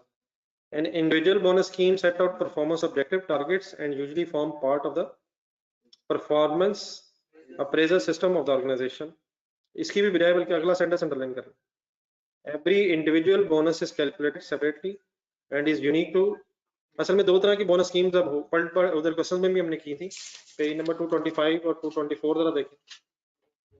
एक ये था कि जिसमें इंडिविजुअल एक एम्प्लॉय के एंगल से, जैसा तैयब था, लेकिन उससे अगली एग्जांपल में फिर ये देखा था कि 5 बंदे हैं, ग्रुप लीडर है, तो वो उनको मिल के बोनस है। तो अगर तो कोई यूनिट जो है वो एम्प्लॉय इंडिविजुअली बना लेता है, फिर तो इंडिविजुअल बोनस स्कीम ही बेहतर है। लेकिन सम टाइम जो इंडिविजुअल बोनस स्कीम देना पॉसिबल नहीं रहता, क्योंकि एम्प्लॉइज मिलजुल के ही काम करते हैं, तो उस केस में फिर ग्रुप बोनस स्कीम भी आ जाएगी। तो आज वापस फिलहाल इंडिविजुअल पढ़े, फिर नीचे ग्रुप बोनस भी है। तो इंडिविजुअल स्कीम में क्या होता है, each individual bonus is calculated separately and is unique to every employee, so basically it is an incentive whereby an employee has to qualify। तो एक लाइन यहाँ से अंडरलाइन करने, एक फॉर एग्जांपल वाली करना है। ₹100 per unit bonus is paid to an employee if he produce at least, for example 500 units per month. तो इंडिविजुअल बोनस स्कीम में क्या हो रहा है जी, हर इंडिविजुअल का बोनस अलग कैलकुलेट होगा, उसे एक टारगेट दिया जाएगा और उस टारगेट के हिसाब से उसको फिर पेमेंट की जाएगी। तो इसमें से 2 लाइनें, एक पहली पैराग्राफ में से, एक दूसरे में से, एक दफा नजर पड़े जाके अपने लफ्जों में आप लिख सकें। ग्रुप बोनस स्कीम, इसके आप फर्स्ट लाइन अंडरलाइन करें, in case where individual efforts can not be exactly measured and employees work as a team, individual incentive schemes become impracticable। In such case, group incentive schemes are found to be more relevant and feasible। आगे जो लिखा हुआ है उसकी बजाय नीचे वाले आ जाए पैराग्राफ में, उसकी भी पहली लाइन अंडरलाइन कर लें। Group bonus plans reward all team members equally based on overall performance of the team members. अब अगर फॉर एग्जांपल आपने ग्रुप को बोनस देना है, तो फिर जो भी बोनस देना है वो इक्वली देना पड़ेगा। अब इसके फायदे भी हैं और इसका नुकसान भी है। अब ग्रुप में प्रॉब्लम क्या ये होती है कि कुछ लोग हो सकता है बहुत मेहनती हों, और कुछ लोग जो हैं उन्हें पता हो ये बहुत मेहनती हैं और देर पर यूनिट ज्यादा बन जाने हैं, बोनस मिल ही जाना है, तो हम जरा वेले ही रहते हैं। लेकिन उनको देख के जो वेले हैं वो भी बेचारे खराब हो सकते हैं, उन्हें भी पता है कि हमारी मेहनत की वजह से कुछ पैसे इन्हें चले जाने हैं और ये वेले बैठ के लगे हो, तो हम भी वेले ही बैठते हैं, कोई और करेगा काम, तो ओवरऑल परफॉर्मेंस खराब हो जाएगी। इंडिविजुअल स्कीम सबसे बेस्ट है वैसे, हर बंदे को पता है मैं मेहनत करूंगा तो उसके रिजल्ट में मुझे रिवॉर्ड मिलेगा। लेकिन ग्रुप बोनस स्कीम में एक तो इक्वली, अच्छा अगर आप इक्वली नहीं देंगे उसका भी मसला है। फॉर एग्जांपल आप एज एन एम्प्लॉयर, आपको पता है कि ये वाला एम्प्लॉय ज्यादा काम करता है इस ग्रुप में और ये नहीं करता, अगर आपने उसको ज्यादा दे दिए, लोगों ने यही कहना है कि ये इनका पता नहीं चाहिए ही है।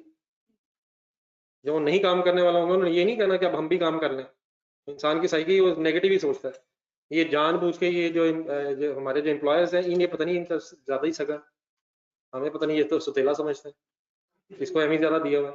हालांकि हो सकता है अपने बाकी काम को अप्रिशिएट किया, लेकिन उससे एक नई पॉलिटिक्स स्टार्ट हो जाती है और ये नहीं होगा कि उनको देख के वो मोटिवेट होंगे। उनकी कोशिश होगी किस तरह ये भी काम से जान छुड़ाएं, पहले प्यारों में समझाएंगे, फिर हो सकता है उनके खिलाफ और ही साइंस लड़ाई हो, क्योंकि वो तो वेले ही होंगे। जो काम कर रहा होता है उसके पास इस तरह के कामों के लिए टाइम नहीं होता, और जो वेला होता है वो यही सोच रहा होता है कि अब इसको कैसे मैं नीचे करूं। तो ग्रुप बोनस स्कीम अच्छी चीज है, लेकिन इसके फिर ड्रॉबैक्स भी हो सकते हैं। मजबूरन फिर ये पैसे इक्वली देने पड़ते हैं, लेकिन इक्वली देने से कौन डीमोटिवेटेड महसूस कर सकता है, जब मेहनत कर रहा है उसे नजर आ रहा है दूसरे नहीं कर रहे, उनको फिर भी मिल जा रहा, और जो दूसरे हैं जो नहीं मेहनत कर रहे थे मिल जाए, वो हौसला और आहिस्ता आहिस्ता आहिस्ता वही हो जाए जो नहीं होना चाहिए। नहीं सर ना करें, नहीं असल में इस तरह से दो नहीं है, किताबों में नहीं, ये हमारे जहनों में तो हो सकती है, किताबों में ये नहीं। It usually comes into play when individual output cannot be measured। ये तो एक स्टोरी है। इसके नीचे बचे 2 लाइनें करने थी, फर्स्ट पैराग्राफ की पहली 2 लाइनें और सेकंड की 2 लाइनें, नीचे फिर एडवांटेजेस में अंदर खाते का किसी को दे देंगे बगैर बताए और वो डिस्क्लोज हो गया, वो तो फिर जुल्म ही हो जाना, वो तो हड़तालों की तक गेम पहुंच जाना। तो हर चीज के अपने मसाइल हैं यार। इसका मतलब यही बना कि इंसान आराम से अपना काम करे नेक नियति से, और बाकी अल्लाह मालिक है। तो एडवांटेजेस है ग्रुप बोनस स्कीम, फवायद हैं जिसके कोई। सबसे पहले तो वो अकाउंटेंट्स के लिहाज से एक फायदा बताता है जी, इससे रिड्यूस हो जाएगी credit effort. For example 50 employee हैं, अगर हर एक का बोनस अलग कैलकुलेट करना पड़ना था तो ज्यादा टाइम लगना था। अब अगर ये 5 ग्रुप्स बन गए फॉर एग्जांपल 10-10 बंदों के, तो अब 5 ग्रुप्स की वर्किंग करनी पड़ेगी जो कम, और फिर वो तो बाद में सिंपली डिवाइड ही होना है। तो कंपैरेटिवली कहाँ काम कम करना पड़ेगा अकाउंटेंट को, जहाँ ग्रुप बोनस स्कीम पढ़ने जरा। Group scheme reduces the clerical effort to be put in for calculation of individual, मतलब किसके मुकाबले में कहाँ अकाउंटेंट का काम बच जाएगा, के मुकाबले में ग्रुप बोनस में एक अकाउंटेंट का टाइम सेव हो। देन वो कहता है इसे इजीली एडमिनिस्टर किया जा सकता है, ये तो वैसे उसने एडवांटेज बना दिया। नंबर 3 में है। वो कहता है group schemes improve the team cohesion, आपस के ताल्लुकात मजबूत हो जाते हैं। अगर लोगों को पता हो कि मिलजुल के काम करेंगे तो फिर ही बोनस मिलना है, तो हो सकता है खाना खाते हुए भी एक दूसरे के साथ बैठा लें ताकि सेहतमंद इंसान रहे। दूसरा, खुदा उसे एक दूसरे के लिए दुआ भी करेंगे कि मौला बीमारी ना हो जाए, ये ना आया तो काम रुक जाना है, हमारा बोनस ना जाए। तो आपस के ताल्लुकात मजबूत भी हो सकते हैं, लेकिन इसकी वजह से गेम उधर भी जा सकती है। तो ज्यादा ही मजबूत हुए तो सारा दिन बहस ही होती रहे, काम पे ध्यान ही ना हो, तो ये नुकसान भी अपनी जगह है। फायदे भी हो सकते हैं, नुकसान भी। तो यहाँ भी फायदा लिखा नीचे आ रहा है। तो ग्रुप स्कीम इंप्रूव क्या, टीम कोहेजन, आपस की जो आपस के ताल्लुकात की मजबूती का सबब बनेंगे। डिसएडवांटेज क्या है, employ might demand for minimum targets, ये भी बड़ा शदीद खतरा है। इंसान अकेला होना तो उसके जहन में बहुत से आइडियाज हो सकता ना है, लेकिन जब बहुत से लोग मिल जाते हैं तो जहनों में फिर डिफरेंट चीजें भी आ जाती हैं।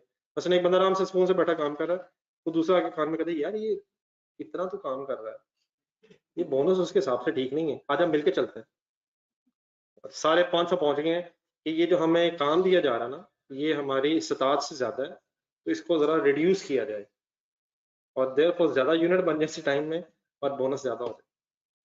तब मिलजुल के जब जाते हैं उसका इन्फ्लुएंस हो जाता है मैनेजमेंट पे। एक बंदा जाएगा तो मैनेजमेंट हो सकता है उसे डरा धमका के वापस भेज दे, लेकिन पूरा ग्रुप उठ के जाएगा तो वो जरा बात में वजन बढ़ जाती है। वरना हम जा रहे हैं, हो सकता है वो भी कहें चलो ठीक है, हम भी यही सोचें, लेकिन एक बंदे को शायद अल्लाह हाफिज कहना आसान होता है, लेकिन पूरी टीम को निकालना शायद रिलेक्टेंट फील करेंगे। तो एक बंदे के जहन में अगर कोई गलत आइडिया नहीं भी आ रहा तो दूसरा उसके जहन में डाल देता है, वो भी सोचता है यार कितना मेरा हमदर्द है यार, तो बाद में मरवा देते हैं, बाद में नजर नहीं आती। सही है। तो एम्प्लॉइज क्या डिमांड कर सकते हैं, मिनिमम टारगेट, समझ गए। मसलन मैनेजमेंट ने टारगेट दिया था 100 यूनिट्स, और एक एम्प्लॉय को लगा बिल्कुल ठीक है 100 तो ठीक है, 100 से तो आराम से ऊपर चला जाऊंगा। दूसरों ने समझाया कि यार क्या हो गया 60 करवा लेते हैं, सुकून से 40 पे तो बोनस मिलेगा ना, एक्स्ट्रा मिल जाएगा। Number 2, employees during the best, ये शायद अभी थोड़ी देर पहले बात हो रही थी, doing the best and worst might fall victim to the team politics. क्या मतलब, तो तन्नू की यार तू एवं लगे हैं बेस्ट, और जो सो रहा है आराम से उसको भी बोनस मिल जाना, doing the best and worst. और अगर फॉर एग्जांपल किसी ने बहुत मेहनत की और गाड़ी सपोज बन रही थी, असेंबलिंग होगी, पेंट करने वाले सुस्त है, और पेंट्स ना होने की वजह से यूनिट्स लेट बने, तो वो जिसने बेस्ट एफर्ट की वो भी डिमोटिवेटेड होगा। तो बेस्ट एंड वर्स्ट बराबर हो जाएंगे, किसी की एफर्ट की वजह से उसे भी बोनस मिल जाएगा, और किसी की नेग्लिजेंस की वजह से उसका बोनस भी रह जाएगा जिसने मेहनत की होगी। ठीक है, एक नजर देखें जी एडवांटेजेस डिसएडवांटेज, कोई डिस्कस करने वाली चीज और है। पढ़ना चाहिए बस, ये मतलब जब भी रिवीजन करें एक नजर पड़ी हो। सेंटेंस आपने अपना बनाना है, तो इसमें जरा मेन जो वर्ड्स मैंने जिससे हाईलाइट किए आप भी हाईलाइट करें। असल में किसी को कोई काम कर रहा होगा तो उसे अनफॉर्चुनेटली देख के मोटिवेशन किसी को डेवलप नहीं होती, ख्वाहिश ये होती ये भी ना करे, उसकी वजह से हम सारे आइसोलेट हो रहे हैं। मसलन क्लास में बच्चा पढ़ रहा है, मसलन काशिफ, तो कोई क्लास में मोटिवेट नहीं होगा कि हम भी पढ़ें, क्या ख्वाहिश होगी काशिफ भी हमारे जैसा होता है, बाकी सब एक जैसे होते हैं। जी काशिफ हमेशा अच्छे होते हैं।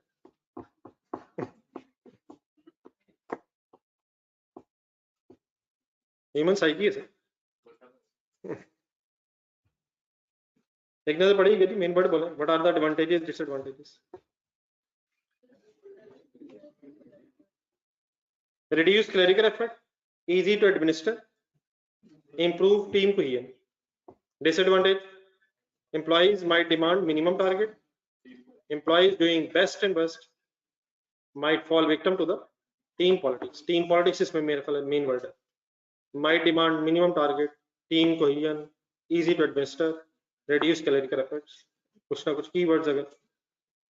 नेक्स्ट पेज पे आ जाए, ये 3 हुए अभी मेरे ख्याल, नंबरिंग हुई है ना, नंबरिंग की थी मेरे ख्याल। ये प्रॉफिट शेयरिंग स्कीम थी, कभी आपने वर्ड सुना, टैक्स में शायद वर्ड सुना हो, WPPF, workers profit participation fund. तो ये प्रॉफिट में से भी एम्प्लॉइज को शेयर देने का एक कॉन्सेप्ट होता है, तो इधर पढ़ के देखो। A profit sharing scheme offer employees a certain proportion of the organization profit. मसलन प्रॉफिट साल एंड हुआ, प्रॉफिट का 20% एम्प्लॉइज में डिस्ट्रीब्यूट करती है, लेकिन जब डिस्ट्रीब्यूशन की जाती है तो size of this offer relates to, फिर देखा जाता है डेजिग्नेशन क्या है, मतलब मैनेजर है, डायरेक्टर है वगैरह, and the length of service, length of the employment, ये भी देखा जाता है कितने अरसे से एम्प्लॉई है। अगर ज्यादा से 20 साल से फॉर एग्जांपल काम कर रहा है, डेजिग्नेशन भी हायर है, तो उसका बोनस कंपैरेटिवली ज्यादा होगा उससे जिसने कम टाइम काम किया होगा, जिसका डेजिग्नेशन भी कंपैरेटिवली लो होगा as compared with that person. तो ये किस में से हिस्सा दिया जा रहा है, और जब ये हिस्सा दिया जाता है तो फिर दो फैक्टर्स ध्यान में रखे जाते हैं, नंबर 1 डेजिग्नेशन भी, और नंबर 2 कितना अरसे से एम्प्लॉयमेंट है, और ज्यादा अरसा अगर गुजर गए तो उसको शायद फिर ज्यादा इंसेंटिव मिलेगा। इसका एडवांटेज क्या है? The biggest advantage is that, underline करें, organisation will pay only when it can afford to pay. क्या मतलब? प्रॉफिट होगा तो देंगे, लॉस होगा तो नहीं देंगे। वरना अगर फॉर एग्जांपल यूनिट्स की बेस पे दें या आज की बेस पे दें तो वो तो देना ही है, पता नहीं बाद में क्या हो, अल्टीमेटली नुकसान ही ना हो जाए। लेकिन प्रॉफिट शेयरिंग स्कीम का एडवांटेज क्या है? प्रॉफिट होगा तो ही देंगे।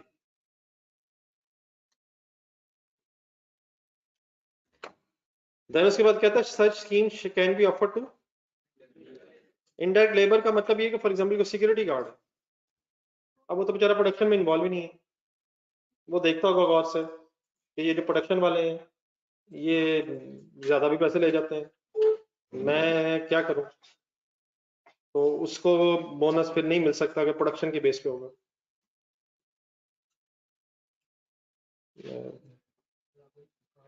नहीं वो व्हाट्सएप से मिलवा, ठीक है। लेकिन अगर प्रॉफिट शेयरिंग स्कीम है तो इसमें फिर सारे इंप्लॉइज कवर हो सकते हैं, डायरेक्ट भी, इनडायरेक्ट भी, इवन मैनेजर्स भी, डायरेक्टर्स भी जो डायरेक्टली प्रोडक्शन में इन्वॉल्व नहीं भी हैं। वरना अदरवाइज बोनस स्कीम्स हमने पढ़ी हैं, वो शायद किसको किसके साथ है, जो यूनिट्स बना रहे हैं, प्रोडक्शन कर रहे हैं, तो प्रोडक्शन के अलावा भी तो एम्प्लॉइज हैं, उनका भी दिल करता होगा हमें भी इंसेंटिव मिले। तो प्रॉफिट शेयरिंग स्कीम का एडवांटेज है कि उन्हें भी कवर किया जा सकता है। इसका डिसएडवांटेज अब क्या है? Employees may be putting in their best, employees may be putting in their best of their efforts, yet the organization might still incur loss. Production वालों ने दिन रात मेहनत की, बहुत ज्यादा अच्छी प्रोडक्शन की, लेकिन सपोज सेल्स डिपार्टमेंट की नेग्लिजेंस की वजह से यूनिट सही नहीं बिक सके, तो उनकी मेहनत किसकी वजह से जाया हो गई, overall for example business loss में आ गया। तो अब उन्होंने तो मेहनत की, लेकिन उनकी मेहनत का उन्हें रिवॉर्ड क्यों नहीं मिला? क्योंकि किसी और डिपार्टमेंट ने सही काम नहीं किया। ठीक है, तो इससे क्या होगा, अगली दफा वो भी सोचेंगे यार फायदा तो होता नहीं, हम तो मेहनत करते हैं बाकी करते नहीं, तो डीमोटिवेशन हो जाएगी उनकी भी, किन की भी, जो मेहनत कर रहे होंगे। इसी तरह फॉर एग्जांपल सबने बड़ी एफर्ट की, लेकिन अकाउंटेंट ने प्रूडेंस कॉन्सेप्ट लड़ा दिया और एंटीसिपेटेड लॉस रिकॉर्ड करके प्रॉफिट को लॉस में कन्वर्ट कर दिए। उन गरीबों को पता भी नहीं है बेचारा होता क्या, anticipated losses should be recorded immediately, अच्छा भला प्रॉफिट आ रहा था। तो अगली दफा फिर वो डांटेंगे, पता नहीं अब अकाउंटेंट साहब कोई नया स्टैंडर्ड बीच में ना लें। तो अच्छा भला उनकी मेहनत में प्रॉफिट आ रहा था, हमने गेम चला दी, anticipated losses should be recorded, वो फ्यूचर में पता नहीं होने भी है नहीं, हमने प्रॉफिट लॉस में कन्वर्ट कर दिया। ठीक है जी, नहीं हमने तो पूरी ईमानदारी से स्टैंडर्ड अप्लाई किया, लेकिन उस गरीब की तो मेहनत गई है। देन वो कहता है it is a long term commitments, ये प्रॉफिट कब होगा? साल बाद, लेकिन मेहनत कब से शुरू करनी पड़ेगी? पहले दिन से, रोज रोज रोज रोज, कितने दिन तक अपने आप को मोटिवेट रखना पड़ेगा? 365 डेज मेहनत करनी पड़ेगी, रोज इंशाल्लाह मिलेगा, इंशाल्लाह इंशाल्लाह इंशाल्लाह इंशाल्लाह, एंड में पता नहीं फिर लॉस ना आ जाए। जिस तरह ये आपकी सीए की डिग्री आपको कब मिलेगी?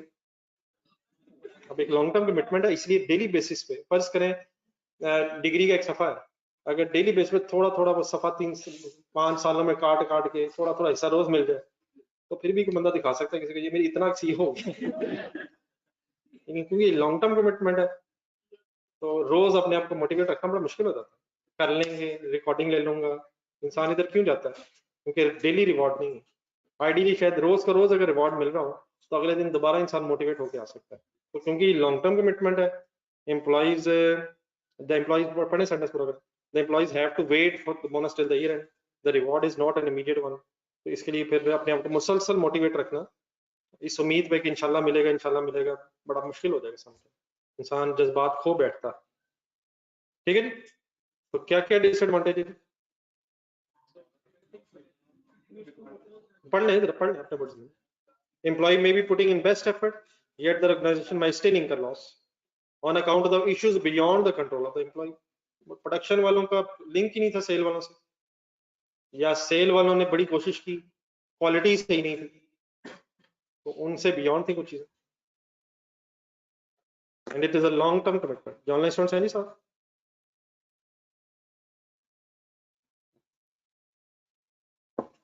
Any confusion? Last sir, share incentive है, शेयर स्कीम पड़ी हुई. A share scheme is where employees of the company are given an option to acquire the shares as an incentive. किसको क्या दिया जा रहा है? एम्प्लॉइज को इंसेंटिव के तौर पे कंपनी के शेयर्स दिए जा रहे हैं. उससे क्या फायदा? In this way employ morale rises. उससे क्या होगा? लॉयल्टी बढ़ेगी due to the feeling that they are no. Employ को महसूस होगा मैं तो मालिक बता जा रहा हूं, मेरे पास 100 शेयर आ गए, मेरे पास 150 शेयर आ गए. गौर से देखता होगा दीवारों को, इसकी ईंट 5% ईंट मेरी होगी. वापस जाते हुए घर फैक्ट्री के बाहर खड़ा होकर देखता होगा तकरीबन 15-20 ईंटें मेरी हो चुकी हैं. इसे अच्छा लगता होगा. इंशाल्लाह मैं मालिक बन जाऊंगा, बन रहा हूँ, आहिस्ता आहिस्ता मालिक बनता जा रहा हूँ. मैं अपने लिए काम कर रहा हूँ, मैं किसी के लिए तो नहीं कर रहा काम कर रहा. ये फीलिंग आएगी सर.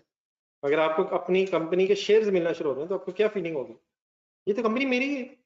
और जब इंसान की कंपनी होगी तो उसके लिए मेहनत भी ज्यादा कर रहा होगा. अब गरीब आदमी से बेचारा अच्छा मारा जाता है, किसी को मोटिवेट करने के लिए इस तरह के सुहाने ख्वाब दिखाए जाते हैं. जी सर जी, आपने टाइम कहाँ कहाँ देना थ्योरी के बाद में? नहीं, पेज नंबर 320 से लेके 323 तक भी देना है. और देन उधर 15 मिनट इसके हैं, 15 मिनट इसके, आधा घंटा ये हो गया. और बाकी टाइम आप क्या करेंगे? नहीं, एक छोटा सा काम मेरी तरफ से लेना है, बाकी फिर कल मुझे आपकी तरफ जो आपका दिल करना आपने करना. लेकिन ये जो 3 सवाल नहीं किए तुमने, ये लेबर से रिलेटेड, इन्हीं से रिलेटेड जरा 2-3 सवाल और रखना जरा. ये जो नहीं कि तैयब चाहिए वाले, इनको थोड़ा सा रिवाइज करके आपने 2 क्वेश्चन ट्राई करने हैं. पेज नंबर 353 लिखें. पेज नंबर 353 को मिलवा दिया मुबीन, कह दिया बट सर.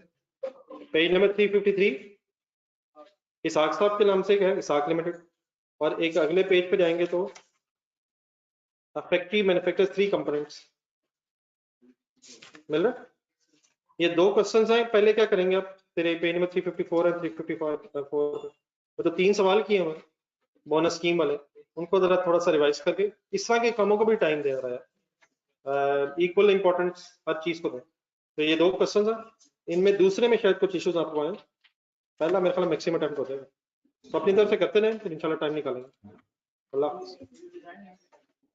डिजाइन लिमिटेड भी है, वेडिक भी है, टपास भी है, रिंग भी है, ऑप्शन 1 भी है, वो भी है. कर लें आप अपनी तरफ से करके रखें. ये सारी गेम मेरी तरफ शिफ्ट कर दें. जज़ाकल्लाह सर. उसमें डब्बों का मसला है. कर ले, टाइम जरा शॉर्ट हो गया इंशाल्लाह.